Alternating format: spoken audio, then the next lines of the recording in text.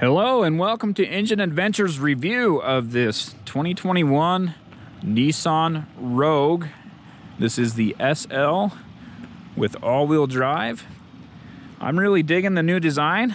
Nissan is updating or completely redoing 10 vehicles over 20 months. This one is one of the ones that's been redone pretty extensively.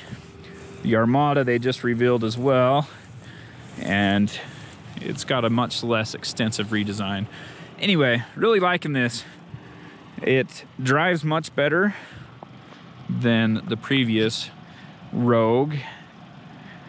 It feels pretty good. The CVT still has the fake shift points. Don't understand it. I never will understand it, but I guess people need that to feel comfortable with a CVT transmission. They need it to feel like it's changing gears, even though it doesn't have gears. This one does have fog lights, but they're extra running lights. They're not actually fog lights, as is common in many Nissan vehicles.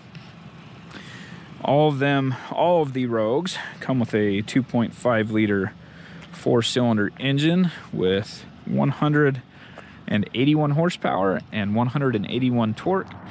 No fancy stuff going on here, so which is great. It's a very simple thing. There's no hybrid, no extra components. Pretty much just a basic 4-cylinder engine. No turbo even, which is so common these days. So this should be a pretty basic, reliable, long-term engine. All right, here we are inside, and it's pretty nicely equipped. It is the SL trim and has heated steering wheel, and this is leather wrapped. It feels pretty good. Heated seats and no cooled seats, which is one of the options I thought was missing, but it's not the premium trim. There's your heated steering wheel, and it does come with the camera system, and I don't know if that's showing up super well on here. You can see my reflection, but this is very clear. So probably one of the best camera systems that I have seen in a Nissan. So they must have updated all their cameras. Of course, let's go ahead and flip the fan off, sorry. There we go. The screen is very nice. This update really modernized the interior, just made it at least comparable, if not a step above most of the competitors. And this particular one being the all-wheel drive, you get a bunch of different drive modes. So here's the off-road mode, snow. This is normal, eco, and sport.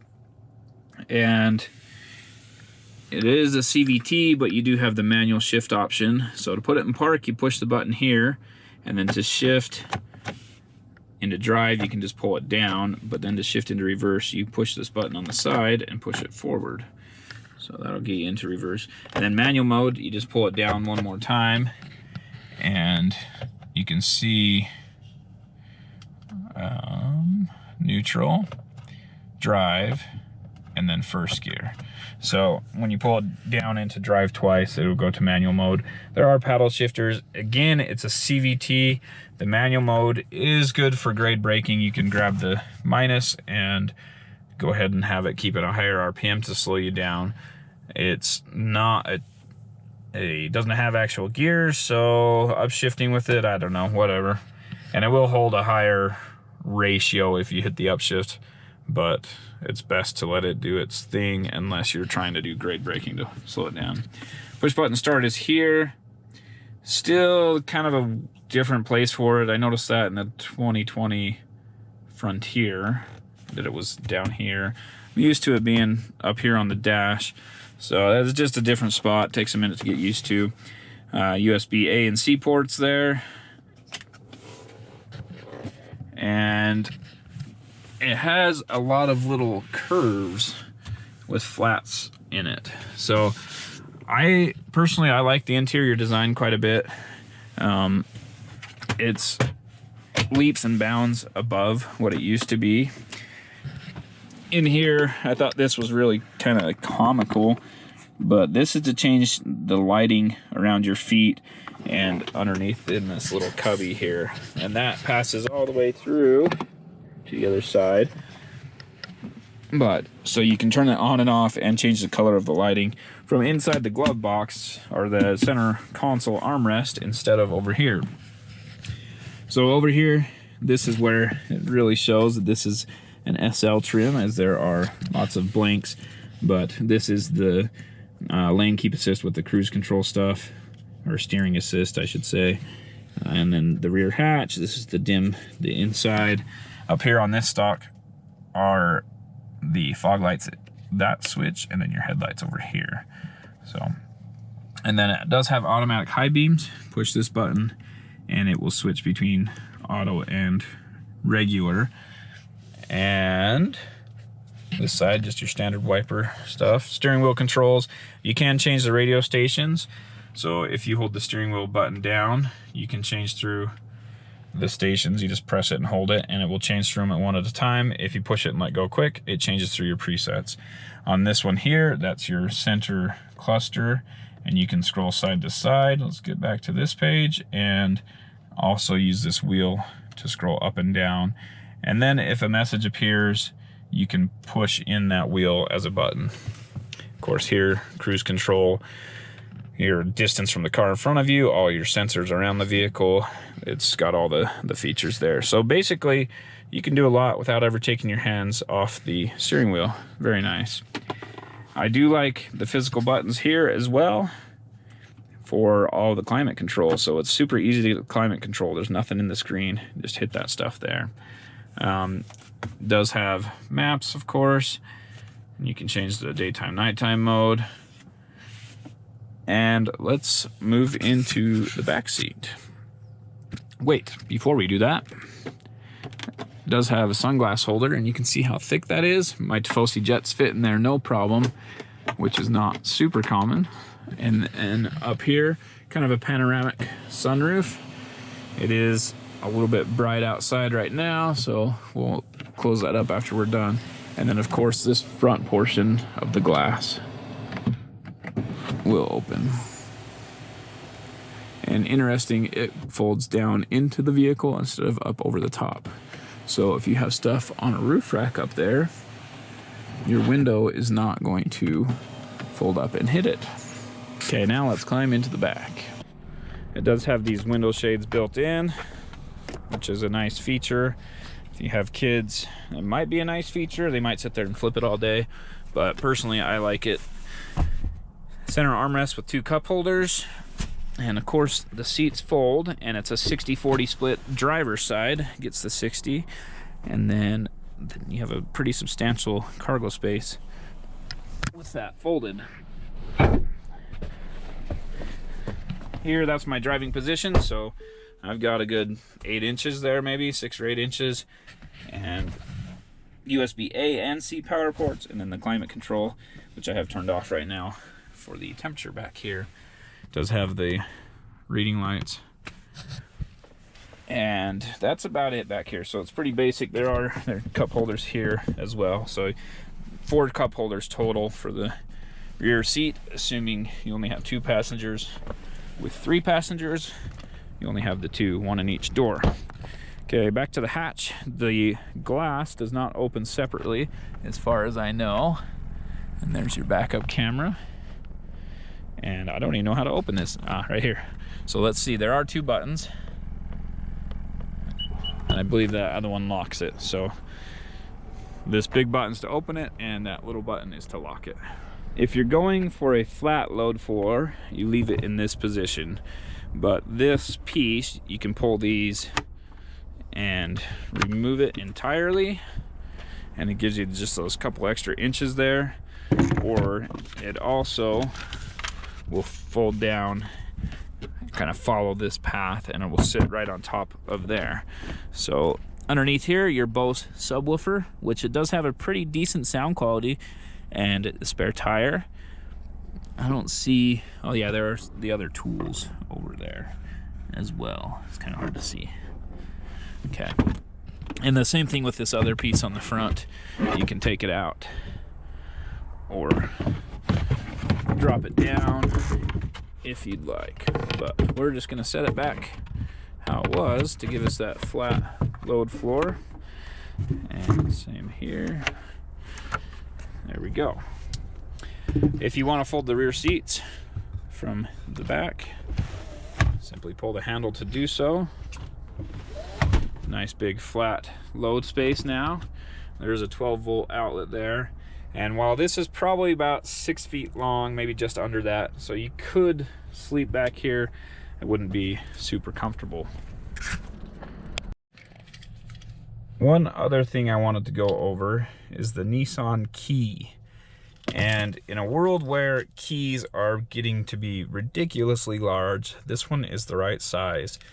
So I bought a key lock box for the occasional time when I'm not somewhere I can trade out the media vehicle, so the media companies can put the keys in the lock box, and they don't fit. A lot of keys, all the Chrysler keys don't fit in the key lock box. These ones do. There are a lot that do as well, but the key size has just grown so much, it's kind of ridiculous. So luckily, these Nissan keys are pretty small, and let's go ahead and turn it off. And I'll show you a little trick with the key. And this works on all Nissans as far as I know. But if you push both the lock and unlock at the same time, there we go. So now when you lock it, it honks the horn.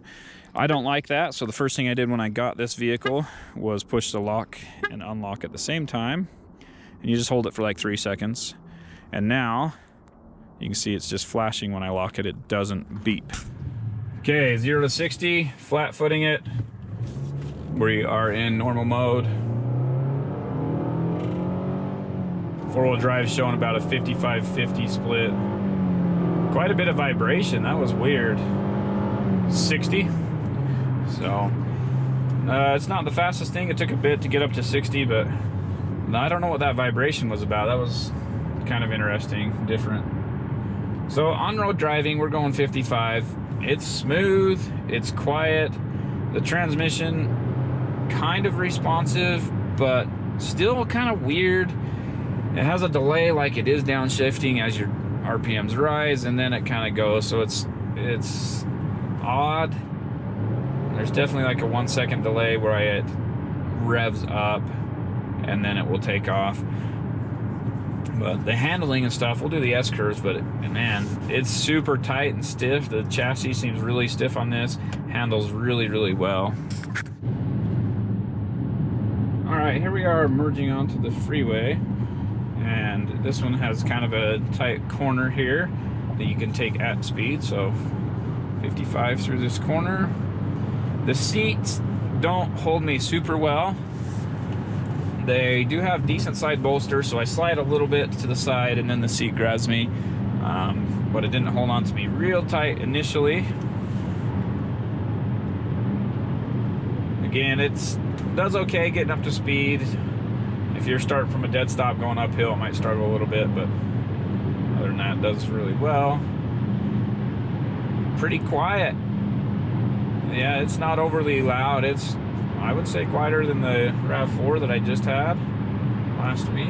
So, pretty quiet vehicle on road. Smooth, controlled, balanced. These expansion joints don't do anything to it over the bridges or the expansion joints in the cement. Either way, here's another one on the bridge. And yeah, it's just perfectly planted and smooth. I like it. So much better than the previous version of the Rogue. Okay, S-curves, here we come. I don't see any vehicles, so we should be good to go. We are in sport mode now. And coming in a little fast. Holy cow. That thing was neutral as can be. Little tiny touch of the brake there puts it into oversteer. If you're on the throttle, it's in understeer. This fence is sticking out here. Someone ate that. But yeah, if you're on the throttle, understeer, and into braking, oversteer, and it's neutral. This is probably on par with the Mazda CX-30. And that is one of the best handling SUVs I've driven. So needless to say, I'm very impressed with the handling through the S-curves. Thanks for watching this review of the 2021 Nissan Rogue. The driving dynamics are greatly improved. The looks, so much better than it used to be. Just a wonderful vehicle overall. Really enjoyed having it. I haven't had the best experiences with Nissan small crossovers of the past, but really did enjoy this one. I like it quite a bit. So if you like what you saw, be sure to subscribe, ring the bell so you get notifications when we post new videos, and be sure to comment down below. If you didn't like it and you give me a thumbs down, be sure to comment down below and let me know why. Thanks for watching. Have a great day.